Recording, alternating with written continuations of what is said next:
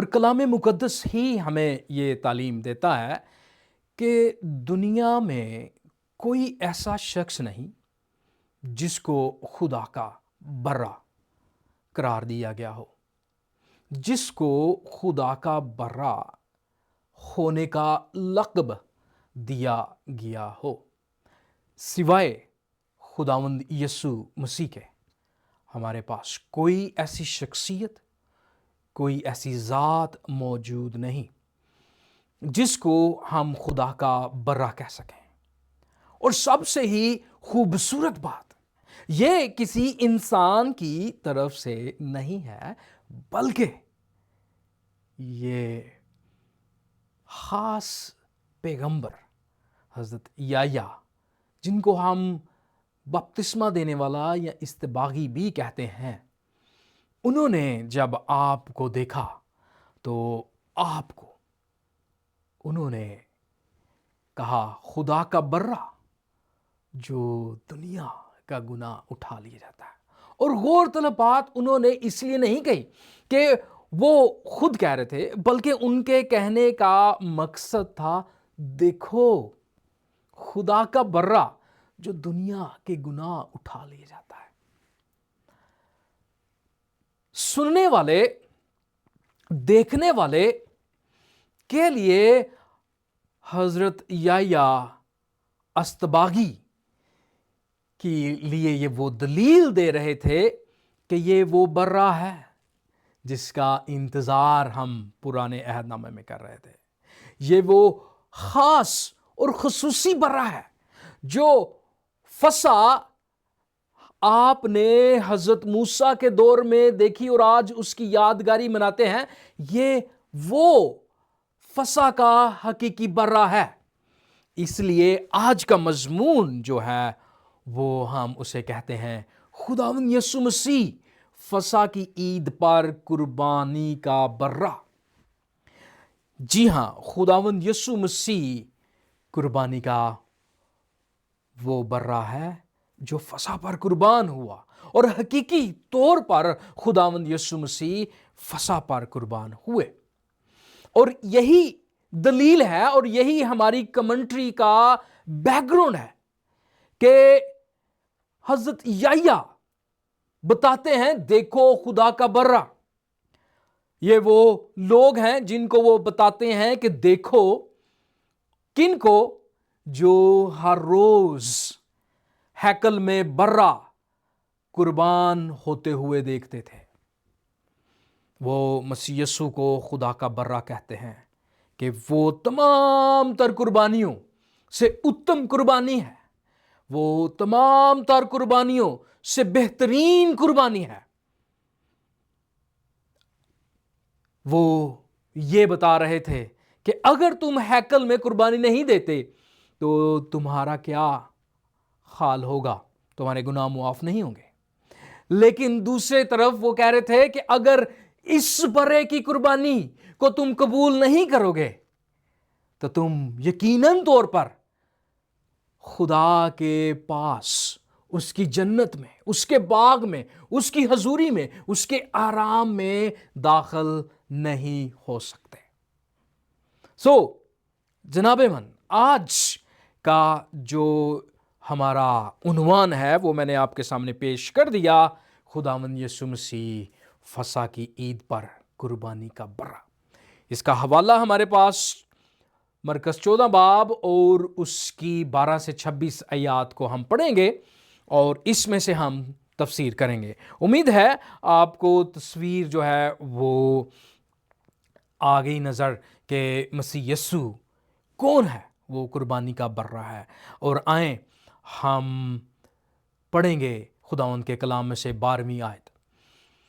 عید فطیر کے پہلے دن، یعنی جس روز فسح کو ذبح کیا کرتے تھے، اس کے شاگردوں نے ان سے کہا تو کہاں چاہتا ہے کہ ہم جا کر تیرے لیے کھانے کی تیاری کریں یا فسح کھانے کی تیاری کریں۔ اس نے اپنے شاگردوں میں سے 2 کو بھیجا اور ان سے کہا شہر میں جاؤ، ایک شخص پانی کا گڑھا لیے ہوئے تمہیں ملے گا، اس کے پیچھے ہو لینا۔ جب میں اپنے شاگردوں کے ساتھ جہاں میں اپنے شاگردوں کے ساتھ فسا کھاؤں کہاں ہے، اس سے یہ پوچھنا۔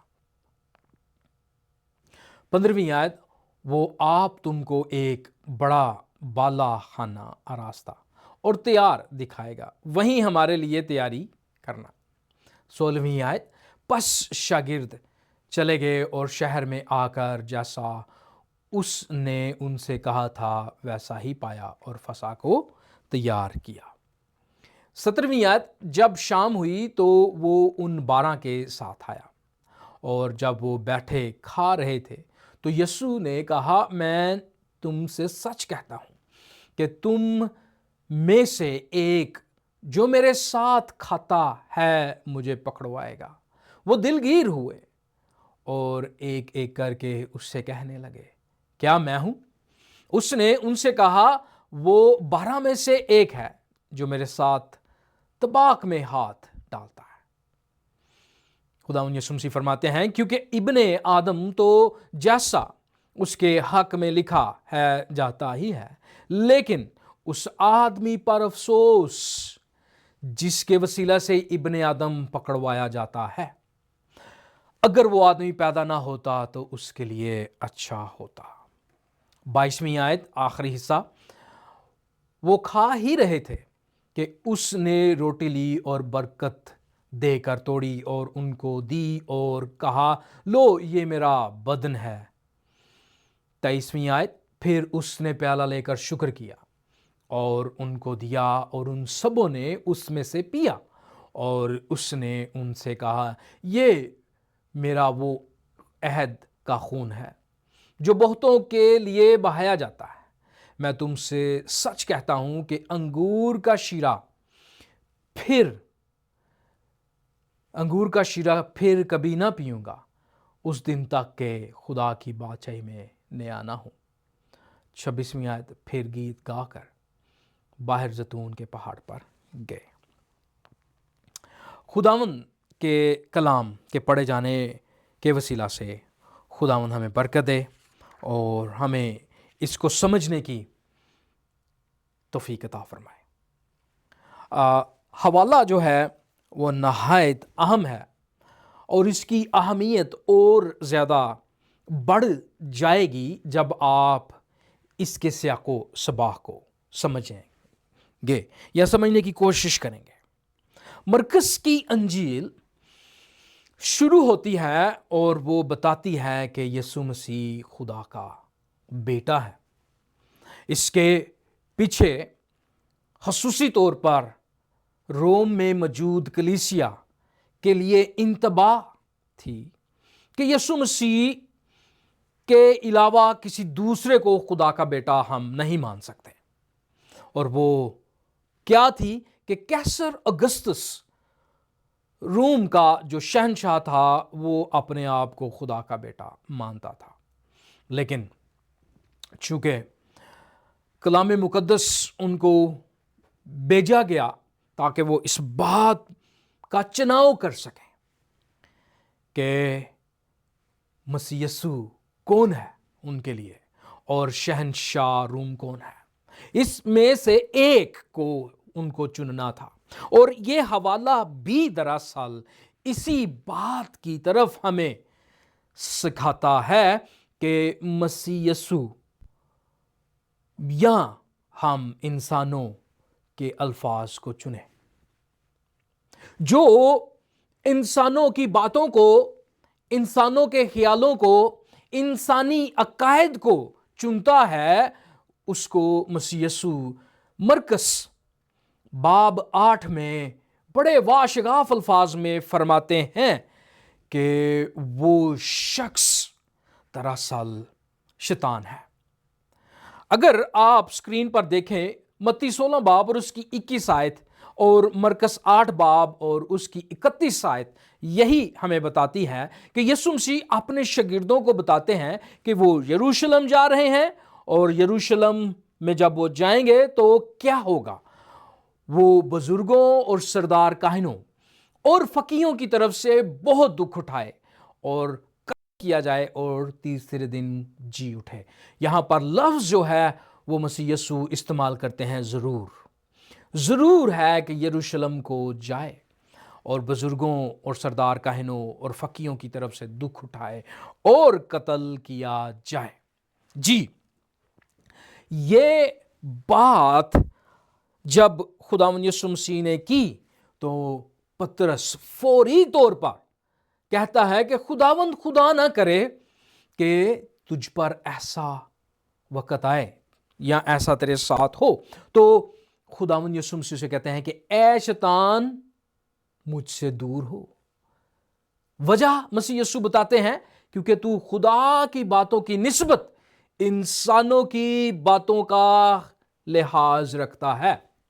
یہی چناؤ مرکز پہلے باب میں پہلی آیت میں ملتا ہے، اور یہی چناؤ ہمیں مرکز 8ویں باب میں ملتا ہے، اور یہی چناؤ ہم یہاں پر بھی دیکھیں گے۔ اور یہی چناؤ دراصل ہمیں پوری انجیل میں نظر آتا ہے کہ لوگ کس کو چنتے ہیں، مسیح کو چنتے ہیں یا وہ انسانوں کو چنتے ہیں، انسانوں کی روایات کو چنتے ہیں۔ اس کے بارے میں مسیح یسوع نے واضح طور پر ہمیں بتا دیا تھا کہ مسیح نے کہا جب یہودی ربی ہاتھوں کی صفائی ہاتھ دھونے کے بارے میں وہ روایت لے کے آئے جو ان کے استادوں نے گڑھی ہوئی تھیں، تو مسیح یسوع نے کہا کہ تم گمراہ ہو۔ پھر یسوع مسیح کے پاس جب وہ شادی کے بارے میں ایک کویسچن لے کے آئے کہ 7 بھائیوں کے ساتھ ایک عورت کی شادی ہوئی اور وہ اینڈ پہ مر گئی، تو قیامت میں وہ کس کی بیوی ہوگی؟ تو مسیح یسوع نے وہاں پر بھی کہا کہ تم گمراہ ہو، نہ تو خدا کے کلام کو جانتے ہو نہ خدا کی قدرت کو۔ یہ وہی بات ہے کہ خدا کی قدرت کو نظر انداز کر کے یہ کہہ دینا کہ خدا کا کلام انسانوں نے تبدیل کر دیا، یہ نہایت گمراہی کی بات ہے اور گمراہی کی تعلیم ہے، کیونکہ خدا کا کلام نہ تو کبھی تبدیل ہو سکتا ہے اور نہ ہی وہ انسانوں کے ہاتھ سے اس میں تحریف ہو سکتی ہے۔ یہی عقیدہ دراصل ہمیں بتاتا ہے کہ خدا کون ہے اور اس کی قدرت کیا ہے۔ یہی بات ہم یہاں پر دیکھتے ہیں کہ یسوع مسیح فصح کا برہ ہے، اور یہ برہ دراصل اپنی طرف سے نہیں، یہ مسیح کو مصلوب کرنا دراصل اپنی طرف سے نہیں بلکہ خدا باپ کی طرف سے مقرر ہے۔ اگر آپ مرکز 14واں باب دیکھیں تو اس کے شروع میں آپ کو ملے گا کہ یہودی ربی جو ہیں وہ سوچتے ہیں کہ شہر میں تقریباً 1 ملین سے زیادہ لوگ یہاں پر موجود ہیں، تو کیوں نہ ہم فصح کے بعد مسیح کو پکڑیں، اس کو پھر قتل کر دیں گے۔ جیسا کہ آپ کو میں نے پہلے بتایا کہ مسیح فصح کا برہ ہے، اسے فصح پر قربان ہونا ہے۔ یہاں پر آپ دیکھ سکتے ہیں کہ یہودی علماء اکرام مرکز باب 3 سے مسیح کو قتل کرنے کی کوشش میں ہیں، اور اب مسیح یسوع یروشلم میں ہیں جہاں وہ پکڑ کر مسیح کو قربان کر سکتے ہیں، مسیح کو قتل کر سکتے ہیں، ہلاک کر سکتے ہیں، لیکن وہ اپنا ارادہ تبدیل کرتے ہیں۔ لیکن مرکز آیات آپ 10 سے 12 تک پڑھتے ہیں تو آپ کو معلوم ہوتا ہے، 10 سے 11 آپ کو معلوم ہوتا ہے کہ مسیح یسوع کا جو پلان ہے، جو خدا باپ کا پلان ہے، جو مرکز 8 باب اور اس کی 31 آیت سے جو پلان ہمیں ملتا ہے 38 آیات تک، وہ تبدیل نہیں ہوتا، وہ رک نہیں جاتا، کیونکہ اب یہودی ربیوں نے سوچ لیا کہ مسیح کو بعد میں قتل کریں گے، نہیں بلکہ یہودا اسکریوتی ان کے پاس جاتا ہے اور پلان پھر سٹارٹ ہو جاتا ہے، اور ہم یہاں پر دیکھتے ہیں مسیح یسوع فسا کھاتے ہیں، اور وہ پھر اسی حوالے میں ہم نے پڑھا کہ وہ اقرار کرتے ہیں کہ میری بڑی خواہش تھی کہ یہ فسا میں تمہارے ساتھ کھاؤں، اور پھر دوبارہ کب کھاؤں گا؟ جب نئی بادشاہت ہوگی، خدا کی بادشاہت دوبارہ ہوگی، پھر میں اس کو کھاؤں گا۔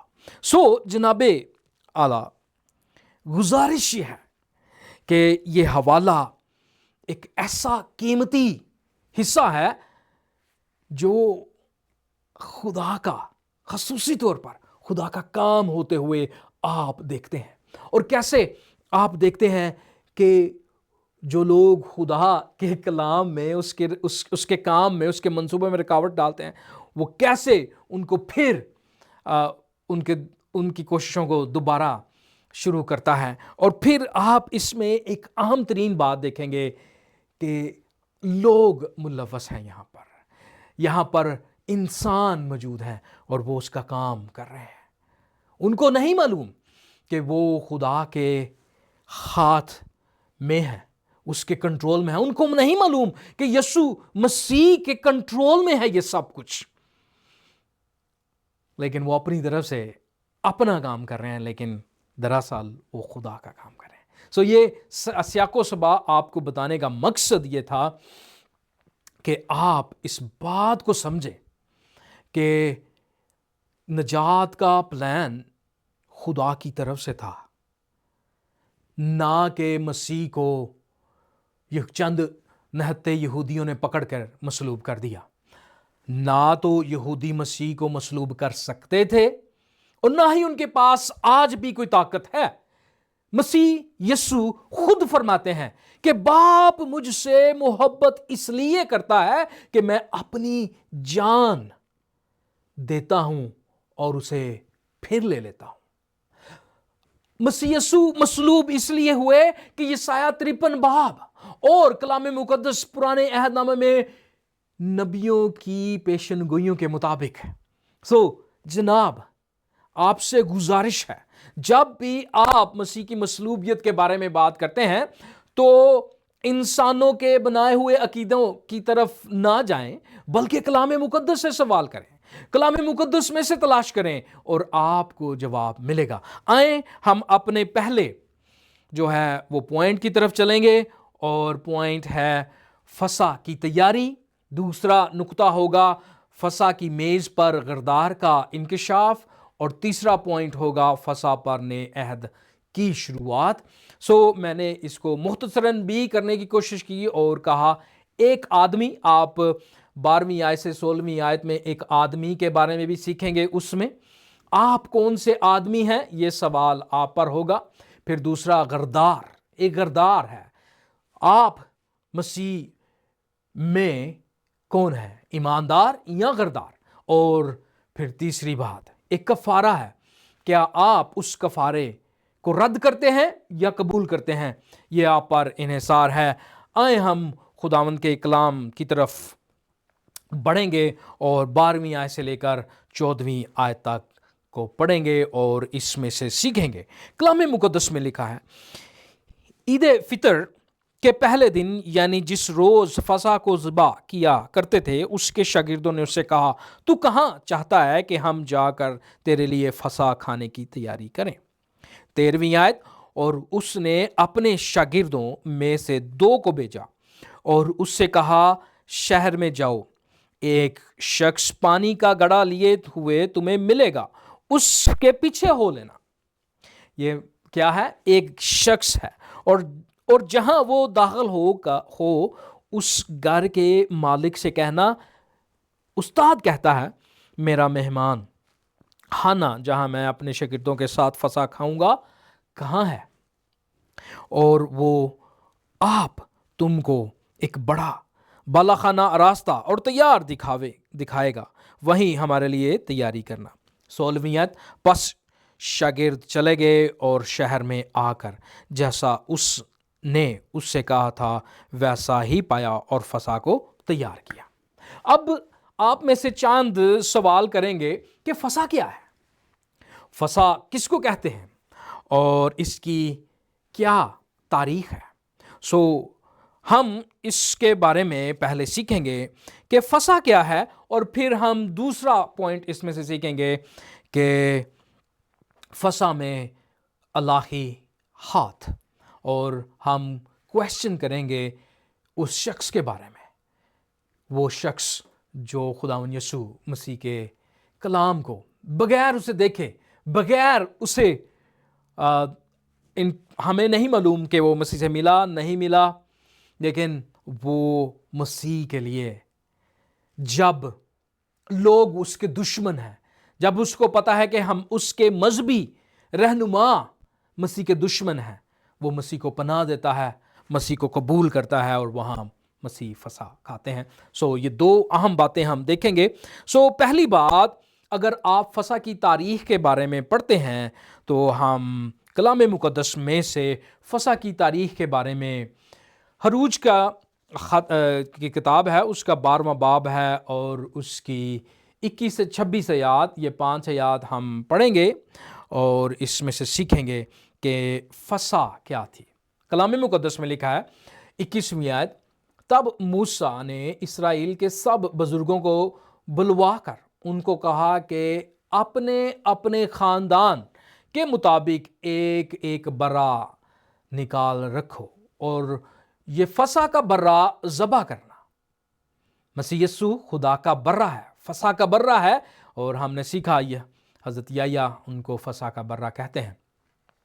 اور لکھا ہے 22ویں آیت، اور تم زوفے کا ایک گچھا لے کر اس خون میں جو باسن میں ہوگا ڈبونا، اور اسی باسن کے خون میں سے کچھ اوپر کی چوکٹ اور دروازہ کے دونوں بازوؤں پر لگا دینا، اور تم میں سے کوئی صبح تک اپنے گھر کے دروازہ سے باہر نہ جائے۔ 23ویں آیت، کیونکہ خداوند مصریوں کو مارتا ہوا گزرے گا، اور جب خداوند اوپر کی چوکٹ اور دروازے کے دونوں بازوؤں پر خون دیکھے گا تو وہ اس دروازہ کو چھوڑ جائے گا، اور ہلاک کرنے والے کو تم کو مارنے کے لیے غار کے اندر آنے نہ دے گا۔ کون کر رہا ہے؟ خداوند۔ 24ویں آیت، اور تم اس بات کو اپنے اور اپنی اولاد کے لیے ہمیشہ کی رسم کر کے منانا، اور جب تم اس ملک میں جو خداوند تم کو اپنے وعدہ کے مطابق دے گا داخل ہو جاؤ تو اس عبادت کو برابر جاری رکھنا، اور جب تمہاری اولاد تم سے پوچھے کہ اس عبادت سے تمہارا مقصد کیا ہے تو تم یہ کہنا کہ یہ خداوند کی فسح کی قربانی ہے، جو مصر میں مصریوں کو مارتے وقت بنی اسرائیل کے گھروں کو چھوڑ گیا، اور یوں ہمارے گھروں کو بچا لیا۔ پڑھنے میں تھوڑی سی دقت ہو رہی تھی۔ یہاں پر آپ نے بار بار ایک لفظ دیکھا، تقریباً 3 بار یہ لفظ آیا، اور وہ ہے خداوند۔ یہ خداوند کی فسح کی قربانی ہے، یہاں پر آپ نے اس کو دیکھا۔ پھر خداوند تم کو اپنے وعدہ کے موافق دے گا، ٹھیک ہے جی۔ یہاں پر آپ یہ خصوصی الفاظ دیکھ رہے ہیں کہ فسح کے اوپر مصریوں کے پیلوٹوں کو کون مار رہا ہے؟ خداوند۔ فسح دراصل اس کا مطلب ہے پاس اوور انگریزی میں، اور اس کا مطلب ہے چھوڑ جانا۔ فسح کا مطلب ہے چھوڑ جانا، اور فسح کی عید کی یادگاری یہ تھی کہ مصری اس وقت یہ عید مناتے تھے کہ ہم چھوڑ دیے گئے زندہ رہنے کے لیے، اور اس کے پیچھے وجہ کیا تھی؟ انہوں نے خداوند کا حکم مانا، اور حکم کیا تھا؟ برا لینا ہے، اور اس برے کا خون جو ہے جب اس کو ذبح کرو گے تو اس کا خون اپنی دروازے کی چوکھٹ پر لگانا ہے۔ یہ بات انہوں نے ایمان کے ساتھ قبول کی، उस बरे के खून में कोई ऐसी ताकत नहीं थी, लेकिन खुदा के अल्फाज और उसके कलाम में ताकत पाई जाती है। उसके कलाम के वसीला से वो बचे जब उन्होंने उसके कलाम को कबूल किया। सो बर्रा दरअसल वहां पर इस्तेमाल हुआ। आपको पता है कि इब्राहिम की कुर्बानी पर भी बर्रा कुर्बान हुआ, ना तो इसहाक कुर्बान हुआ और ना ही इस्माइल कुर्बान हुआ। वहां पर बर्रा मुहैया किया गया और उस पहाड़ी का नाम भी यही रखा गया कि खुदावंद यानी यहोवा यरी, यहोवा मुहैया करेगा। वहां पर लफ्ज जो सीगा है गाफ है, जिसके मतलब है मुस्तकबिल। और यहां पर फिर हम देखते हैं दूसरा सीन, ये एक बहुत ही अहम तरीन बनी इसराइल के दरमियान ये वाकया हुआ, जहां पर खुदा ने बनी मिस्रियों को या मिस्र के लोगों को, जो मिस्री थे, उनको 10 आफतों के साथ उनको परेशान किया, उनको सजा दी। और खसूसी तौर पर खुदा ने फरमाया कि मैं मिस्री देवताओं को सजा दूंगा, और खुदा ने वहां पर सजा दी। और कैसे उन्हें बचा लिया 10वीं आफत में? उन्होंने खुदा के हुक्म को माना कि बर्रा को ज़बह करना है, उसके खून को दरवाज़ों पर लगाना है, और जब मौत का फरिश्ता आएगा और जब वो उस दरवाजे पर खून को देखेगा, वो उस घर को छोड़ जाएगा। इसलिए इसे फसा कहा जाता है, क्योंकि वो छोड़ दिए गए। कलाम मुक़द्दस हमें इसी तरह नए अहदनामा में भी कुछ बताता है, और ये वाहद ऐसी ईद है जिसका जिक्र हम देखते हैं मसीह के साथ होता है। लिखा है पहला करंथियों 7वां बाब और उस 5वां बाब और उसकी 7वीं आयत में, पुराना खमीर निकाल कर अपने आप को पा कर लो ताकि ताज़ा गूंदा हुआ आटा बन जाओ, चुनाचा तुम बेखमीर हो, क्योंकि हमारा भी फसा यानी मसीह कुर्बान हुआ। मसीह यीशु को फसा के बर्रा के तौर पर पहचाना गया और उसको इसी तरह कबूल किया गया। और हमें सबसे बड़ी जो दलील है वो यूहन्ना की इंजील पहला बाब और उसकी 29 से 30वीं आयत तक हमें मिलती है। और हज़रत याह्या फरमाते हैं कि देखो खुदा का बर्रा। इस तरह हम देखते हैं मसीह यीशु कौन है, वो फसा का बर्रा है। और ये कौन सा फसा का बर्रा है?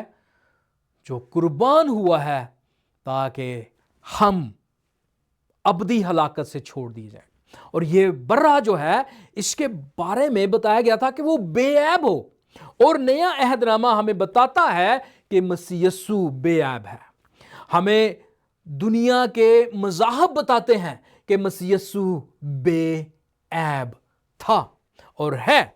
और हमें कलाम मुक़द्दस में बड़ी खूबसूरत तरीके से पतरस रसूल बताते हैं, जब वो फसा की बात करते हैं, जब वो मसीह को बर्रा के तौर पर देखते हैं, तो वो फरमाता है बल्कि एक बेऐब और बेदाग बर्रा यानी मसीह की बेशकीमत खून से छुड़ाया गया था। तो आपको नजर आ रहा है कि मसीह यीशु उस बर्रा की मुकम्मल तौर पर एक तशबीह के तौर पर हमें दिखाया गया है। वहां पर मौत से छोड़ दिए गए, और वो मौत दरअसल ये तबी मौत थी, लेकिन मसीह यीशु वो वाहिद बर्रा है जिसके कुफारा के वसीला से, जिसकी कुर्बानी के वसीला से हम हमेशा की मौत से छुड़ाए जाते हैं, हम हमेशा की मौत से छोड़ दिए जाते हैं। इसलिए मसीह हमारा फसा का हकीकी बर्रा है। इब्रानियों 4 बाब और उसकी 15वीं आयत में हमें बताया गया है, क्योंकि हमारा ऐसा सरदार काहे नहीं जो हमारी कमजोरियों में, बल्कि वो कमज़ोरियों में हमारा हमदर्द ना हो सके, बल्कि वो सब बातों में हमारी तरह आजमाया गया तो भी बेगुनाह साबित हुआ। सो यहाँ से आप इस बात की दलील हासिल कर सकते हैं कि मसीह यीशु ना सिर्फ वो फसा का बर्रा है, बल्कि बेऐब बर्रा, बल्कि उसमें आप किसी किस्म का गुनाह नहीं देख सकते। यही एक असूल हमें मिलता है फसा के बर्रा के बारे में। इसके आगे हमें एक और खूबसूरत तस्वीर नजर आती है, और ये तस्वीर हमें मुकाशफा की किताब में 5वें बाब में मसीह को बतौर फसा का बर्रा, बतौर हमेशा की जिंदगी देने वाला, बतौर ऐसा बर्रा जिसके खून से हम छोड़ दिए जाएंगे के बारे में बताया गया है। और वो मैं चाहता हूं कि आप जरूर पढ़ें, और ये मुकाशफा 5वें बाब और उसकी 5 से 6, बल्कि आप पूरा बाब इसको जरूर पढ़िएगा, बड़ा ही अहम बाब है। सो यहां पर आपको क्या मिलता है? तब उन बुजुर्गों में से एक ने, कितने? एक ने मुझसे कहा, मत रो। क्योंकि अगर आप पहली आयत को पढ़ेंगे तो वहां पर लिखा है कि एक किताब थी, और किताब के ऊपर 7 मोहरें थी, और वो और कोई भी, ना आसमान पर, ना जमीन पर, ना जमीन के नीचे, कोई भी कहीं भी हमें नहीं मिला कि उन मोहरों को तोड़ सके। और इसलिए यूहन्ना जार जार रोता है, और जब वो जार जार रोता है तो उसको एक आदमी बताता है कि मत रो। क्यों? देखो, यहूदा के कबीले का वो बब्बर जो दाऊद की असल है, इस किताब और उसकी 7 मोहरों को खोलने के लिए गालिब आया, और मैंने उस तख्त और 4 जानदारों और उन बुजुर्गों के बीच में गोया ज़बा किया हुआ बर्रा खड़ा देखा। उसके 7 सींग और 7 आंखें थीं। ये खुदा की 7 रूहें हैं जो तमाम रोए ज़मीन पर बेची गईं। यहां पर आप क्या देखते हैं? यहां पर आप देखते हैं खुदा का बर्रा। वो यहूदा का बब्बर है, वो यहूदा का शेर है, लेकिन वो पहली आमद में बर्रा बन के आया। वो पहली आमद में कफारे के लिए आया। लेकिन अगर आप मरकस की अंजील उसके 8वें बाब की आखिरी आयत देखें तो वहां पर मसीह यीशु फरमाते हैं कि मैं अदालत के लिए भी आऊंगा। वो शेर बब्बर के तौर पर आएगा अदल करने के लिए और क़यामत के लिए, क्योंकि मसीह यीशु फरमाते हैं कि क़यामत और जिंदगी मैं हूं। जो कोई मुझ पर ईमान लाएगा हलाक ना होगा, बल्कि हमेशा की जिंदगी पाएगा। वो इसीलिए आया कि वो फसा का अबदी, हकीकी, अजली बरा है, और उसके कफारा और उसके खून से हमें नजात मिलती है। अब हम आते हैं दूसरे पहलू पर, जहां पर हम देखते हैं मसीह यीशु एक आदमी के बारे में हमें बताते हैं कि तुम्हें एक आदमी मिलेगा, उसके हाथ में पानी का वो गड़ा या जग होगा, और तुम उसके पीछे जाना। जब वो अपने मेहमान खाना में जाए या अपने मालिक के घर में जाए तो उसके मालिक से पूछना कि हमारा उस्ताद कहता है कि हमारी वो जगह कहाँ है जो फसा के लिए तैयार है, तो वो तुम्हें वो जगह दिखाएगा। यहाँ पर एक सवाल वो आप सब से है, वो है कि ये एक ऐसा शख्स है जो बेनाम है। उस नौकर को हम देखते हैं जो पानी लेने आया है, और उसके मालिक को हम देखते हैं। फसा जब यरूशलेम में होती थी तो असूल ये था कि यरूशलेम के 4 दीवारी के बाहर फसा नहीं मनाई जाएगी। अगर मनाई गई तो वो गुनाह है। अगर यरूशलेम से बाहर برا کا گوشت کھایا گیا تو وہ بھی دراصل گناہ ہے۔ سو یہ خیال کیا جاتا تھا جو بھی یہودی، جو بھی بنی اسرائیل ہوتا، وہ یروشلم میں آتا اور وہاں ہیکل تھی، اس لیے وہاں پر وہ فسح کھاتے۔ اب تاریخی طور پر ہم جانتے ہیں کہ جب فسح ہوتی تو لاکھوں کی تعداد میں لوگ آتے، تو تقریباً وہاں پر 10 لاکھ سے زیادہ لوگ موجود تھے۔ اور اب اندازہ لگائیں، یسوع مسیح کہہ رہے ہیں کہ جاؤ تمہیں ایک شخص ملے گا۔ اب لاکھوں کی تعداد میں آپ ایک ایسے شخص کو ڈھونڈ رہے ہیں جو جگ یا گڑا لے کر پانی بھرنے آیا ہے۔ حیرانگی کی بات۔ اور شاگرد اس بات کو قبول کرتے ہیں اور وہ جاتے ہیں۔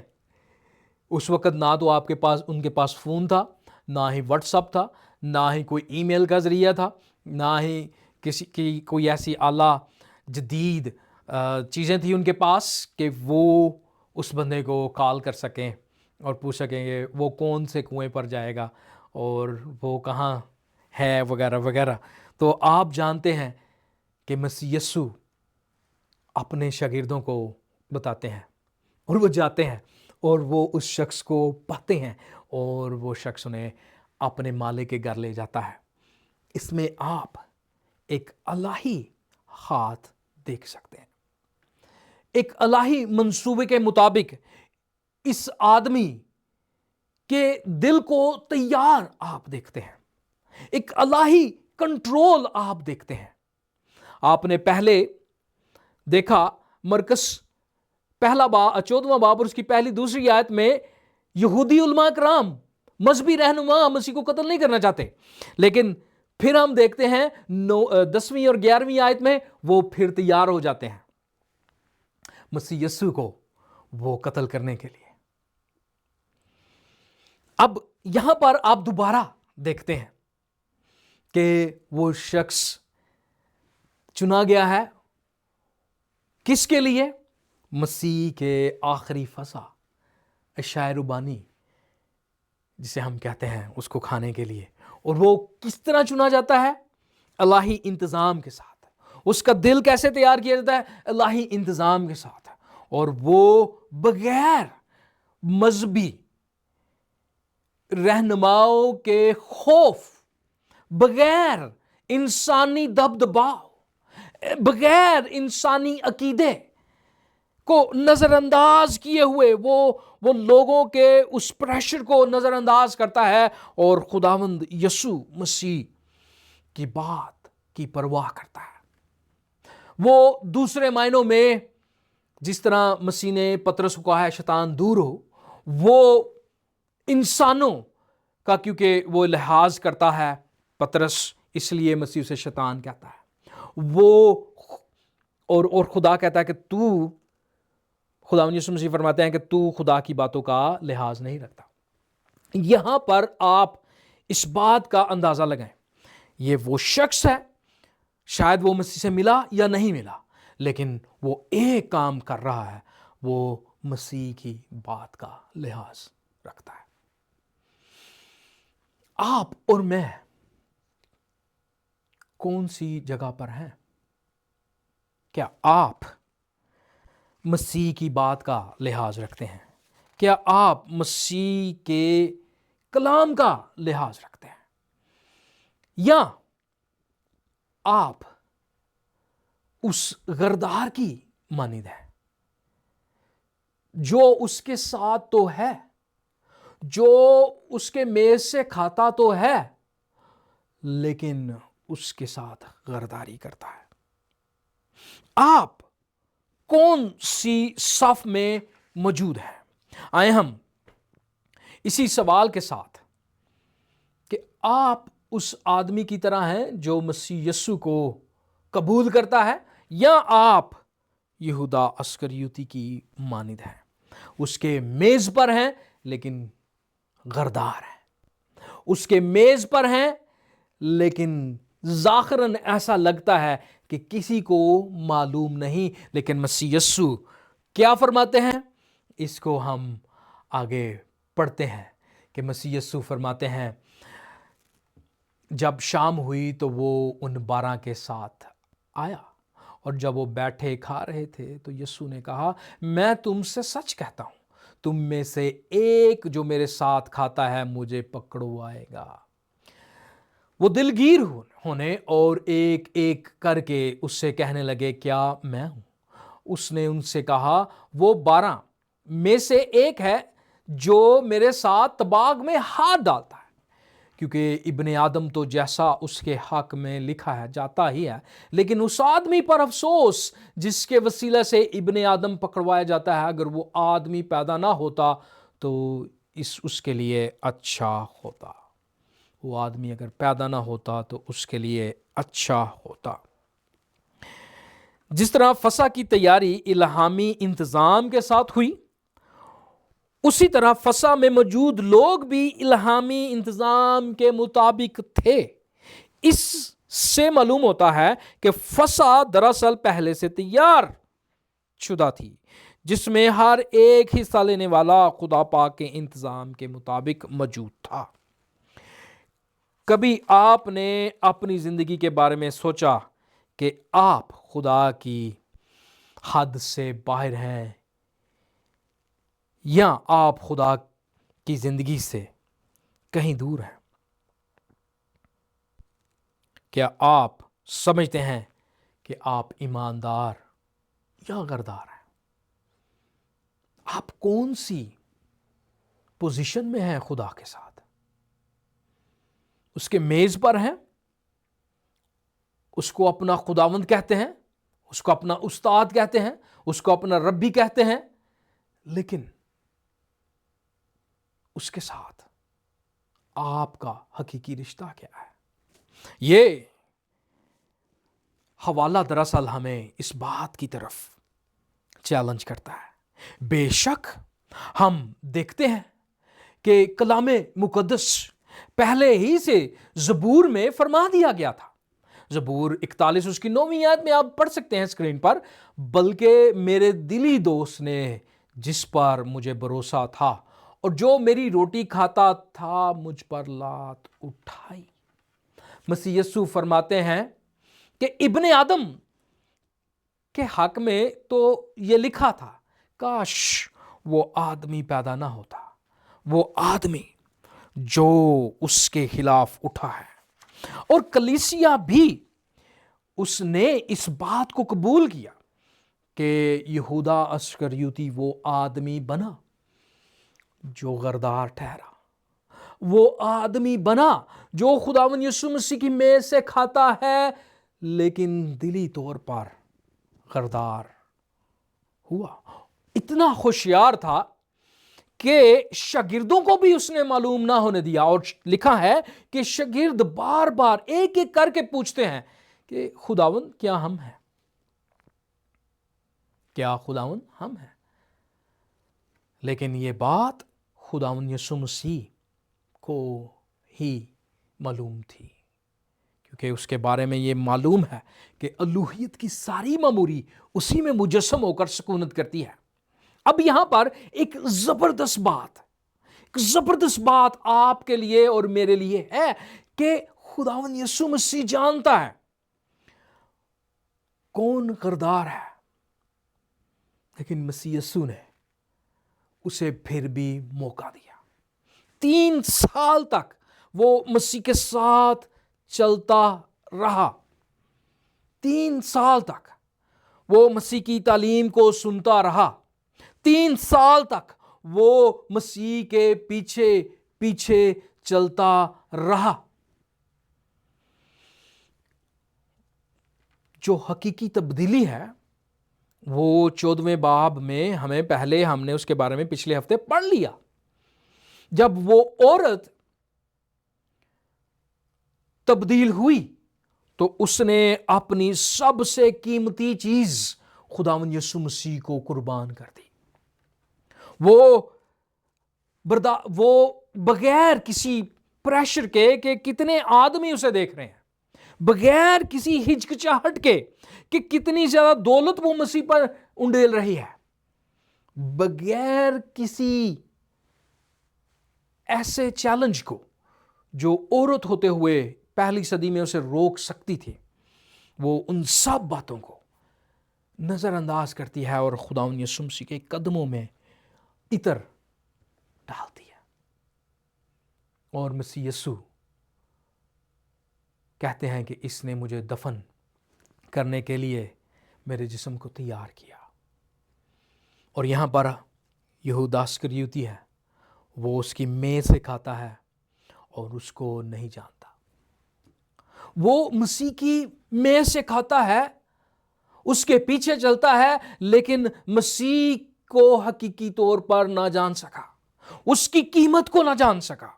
ये औरत मसीह को जानती है और समझ आती है कि मसीह यीशु सबसे कीमती है। मसीह यीशु के लिए जान निसार करना कोई बड़ी काम नहीं, और मसीह यीशु के लिए वो हदिया लाती है। लेकिन ये वो शख्स है जो मसीह के पीछे चलता है, खाता है, उससे बातें सुनता है, उसको रब्बी कहता है, उसको खुदावंद कहता है, लेकिन दिल से वो मसीह से दूर है। और वो मसीह की कीमत सिर्फ चांदी के 30 सिक्के लगाता है, जहां पर वो औरत अपनी सारी कमाई वो मसीह पर उंडेल देती है, और ये मसीह की कीमत सिर्फ 3 सिक्के लगाता है। आप और मैं मसीह को क्या जानते हैं? मसीह यीशु को हम अपनी जिंदगी में कैसा मानते हैं? मैं बहुत सारी बातें छोड़े जा रहा हूं। अगर आप चाहते हैं इस नोट्स को पढ़ना तो ज़रूर मुझे आप बता सकते हैं, आप हमें कमेंट कर सकते हैं, आप हमें मैसेज कर सकते हैं, हम आपको पहुंचा देंगे। लेकिन हम तीसरी बात पर गौर करते हैं, और वो है फसा पर ने अहद की शुरुआत। और आए हम उस हवाला को पढ़ेंगे ताकि हम उसको जान सकें। कलाम मुक़द्दस में लिखा है 22वीं आयत, और वो खा ही रहे थे कि उसने रोटी ली और बरकत देकर तोड़ी और उनको दी और कहा, लो ये मेरा बदन है। फिर उसने प्याला लेकर शुक्र किया और उनको दिया, और उन सबों ने उसमें से पिया। और उसने उनसे कहा, ये मेरा वो अहद का खून है, ये मेरा वो अहद का खून है जो बथेरों के लिए बहाया जाता है। मैं तुमसे सच कहता हूँ कि अंगूर का शीरा फिर कभी ना पीऊँगा उस दिन तक कि खुदा की बादशाही में नया ना पीऊँ। फिर गीत गाकर बाहर जैतून के पहाड़ पर चले गए। यहाँ पर हम देखते हैं कि मसीह यीशु वो फरमाते हैं कि ज़िंदगी की रोटी मैं हूँ। वो फरमाते हैं ज़िंदगी का प्याला मैं हूँ। अगर आपको यकीन नहीं आता तो आप यूहन्ना की अंजील उसके 6 बाब से चंद आयत मैं पढ़ूँगा, और उसके बाद हम नतीजा अख़ज़ करेंगे अपने इस खुतबे का। तो मैं आपके सामने पढ़ता हूँ। यूहन्ना की अंजील है, उसका 6 बाब है और उसकी 28 से 40 आयत। अगर आप पढ़ सकें तो ज़रूर आप पढ़ें, स्क्रीन पर नज़र आएंगी आपको। यहाँ पर लिखा है, बस उन्होंने उससे कहा, हम क्या करें ताकि खुदा के काम इंजाम दें। ये यहूदी मजहबी रहनुमा और आम लोग मसीह से सवाल करते हैं। यीशु ने जवाब में उनसे कहा, खुदा का काम ये है जिसे उसने भेजा है उस पर ईमान लाओ। बस उन्होंने उससे कहा, फिर तू कौन सा निशान दिखाता है? ये है हिपोक्रेसी, ये है हिपोक्रेसी, ये है सवाल। मसीह ने पहले, अगर आप इस चैप्टर को देखें तो उन्हें निशान दिखा दिया है। वो इसलिए आए, मसीह कह रहे हैं कि तुम इसलिए आए हो कि रोटियां खाओ, क्योंकि मसीह ने बियाबान में पहले मोजा कर दिया था। अब फिर वो पूछ रहे हैं कि कौन सा निशान दिखाता है। आए हम इस हवाला को जारी रखते हैं ताकि हम देख कर तेरा यकीन करें। वो समझ गए हैं कि मसीह यीशु कह रहे हैं कि मेरा ईमान, मुझ पर ईमान लाओ। अब वो कह रहे हैं निशान क्या है? پھر تو کون سا کام کرتا ہے؟ ہمارے باپ دادا نے بیابان میں من کھایا، چنانچہ لکھا ہے کہ تو اس نے انہیں کھانے کے لیے آسمان سے روٹی دی۔ اب یسوع مسیح نے ان سے کہا، میں تم سے سچ کہتا ہوں کہ موسیٰ نے تو وہ روٹی آسمان سے تمہیں نہ دی، لیکن میرا باپ تمہیں آسمان سے حقیقی روٹی دیتا ہے، کیونکہ خدا کی روٹی وہ ہے جو آسمان سے اتر کر دنیا کو زندگی بخشتی ہے۔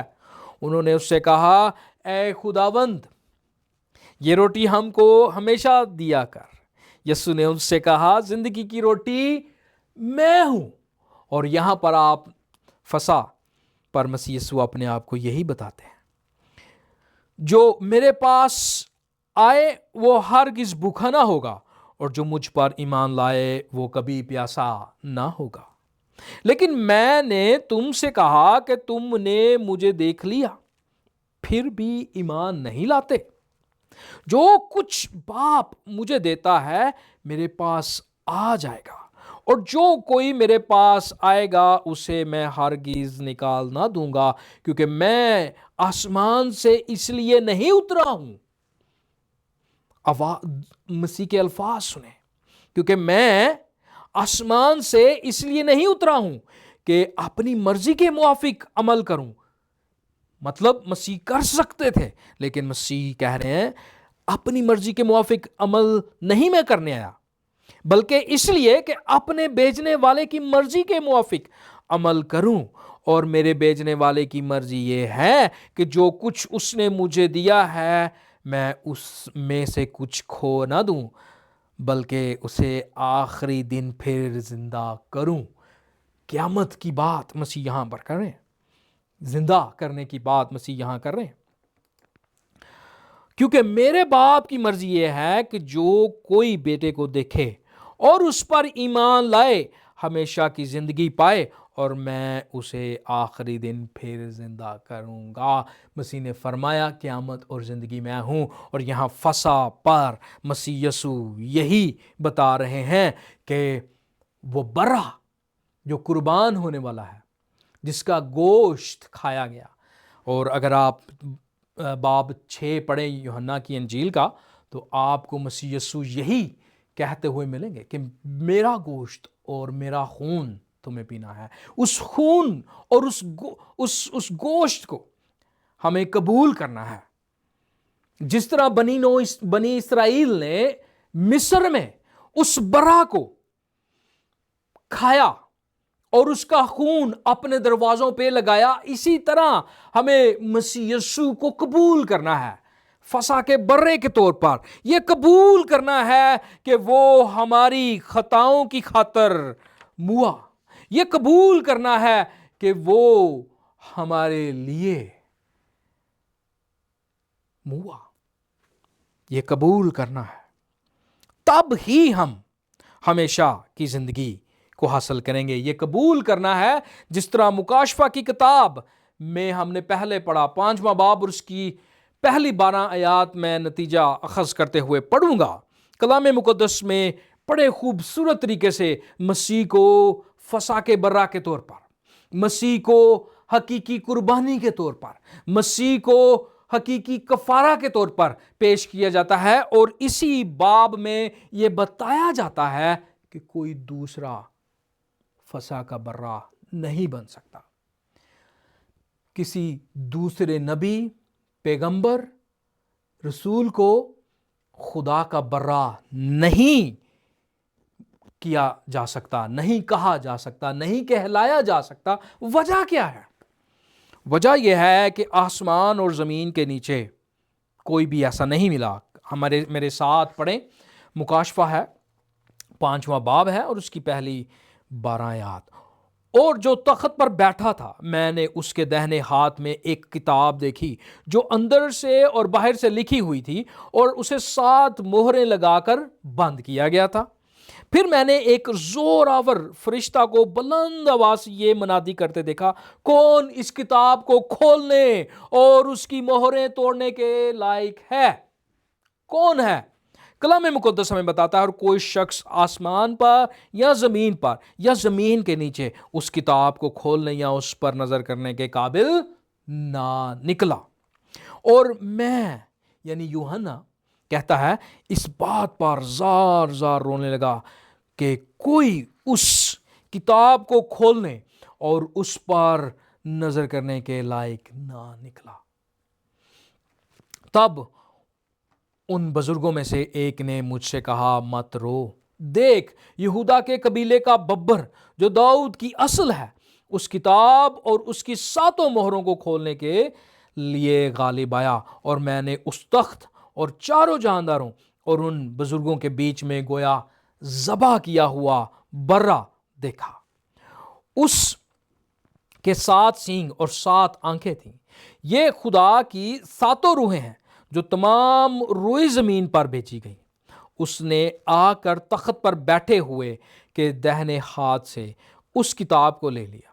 جب اس نے کتاب لے لی تو وہ 4 جاندار اور 24 بزرگ اس برا کے سامنے گر پڑے، اور ہر ایک کے ہاتھ میں پربت اور عود بھرے ہوئے سونے کے پیالے، اور یہ مقدسوں کی دعائیں تھیں اس میں، اور یہ نیا گیت گانے لگے۔ کیا گیت ہے؟